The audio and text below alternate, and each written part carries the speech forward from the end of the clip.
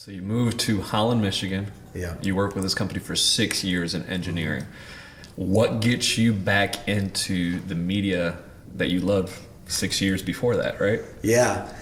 So it was a slow process. My love for video never faded. I just had other things, other hobbies, obviously my career in engineering to take my mind off. Mm-hmm.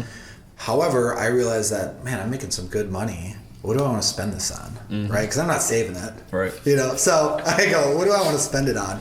And I was watching a lot of Peter McKinnon at the time. If you're in the video industry, you know him. He's like one of the biggest YouTubers. Okay. And he does a lot of like tutorials. And he had this camera. It was a 1DX Mark II. It was made by Canon. Mm-hmm. And I always watch his videos. And I'm like, man, that is the next step. I always had these fisheye GoPros that like were cool, but I would watch these wakeboard films and Red Bull films. And I'm like, what is the difference between the GoPro and something else? And it was that DSLR. It was the shallow depth of field. Mm-hmm. It was everything that went into making those films. I wanted to buy. Mm-hmm. So I just dropped a few paychecks on the 1DX Mark II, my dream camera, and the lenses and the drone and like whatever I wanted. And I'm like, cool, now I'm set up. I don't have an excuse that my gear is holding me back. Okay. I have the creative eye for it. But And I don't mean to interrupt you, but were you still doing a lot of the sports stuff here in Holland now? What did you pick up when you got over here? Are you still doing the wakeboarding? Yeah. Okay. So because they had a wake park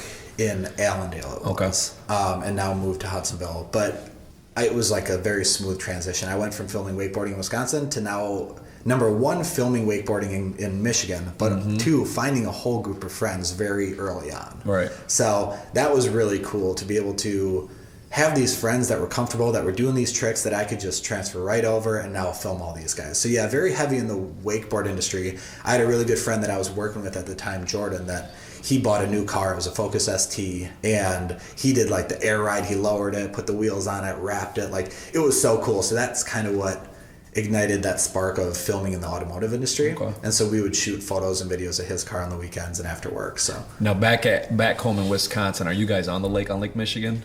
no, Okay. Kaukauna was about an hour from Lake Michigan. Okay. But if you know Wisconsin, it's kind of like, I hate to say the thumb because it's such a Michigan thing, but it's kind of in the thumb where like Green Bay hits, the bay of, of Lake Michigan. So when you come to Holland, are you on Lake Michigan doing all this stuff, or are you finding the... No, the wakeboarding kind of stuff is happening in Allendale. Okay. And that's really the only place that we're doing it. We're shooting the car, anywhere. But yeah, it took a while till I got out on Lake Michigan, but never really shot video on Lake Michigan until this last summer. And that was like a charter fishing company, or it was called Great Lakes Gear. They did like all outdoor gear, and we went fishing on Lake Michigan. Okay. So you come out here to Holland. You're an engineer. You're doing the job. Mm-hmm. This is kind of a hobby. You're on the side, meeting new people, meeting friends, recording them. Still on your GoPro for a little while. Exactly. And so then you see this guy on YouTube, and you're like, "That's what I want to do. I want to get into that." So then you start investing money.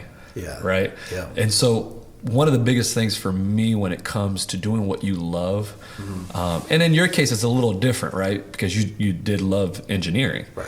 And there's some people who they want to do what they love, but they don't really understand the process of sometimes you got to do something that you really don't love to get where you want to get. Right. So you're taking this money from engineering, you're investing it into something you truly love. Oh, yeah. Right. And then from there, now you're making your dreams come true.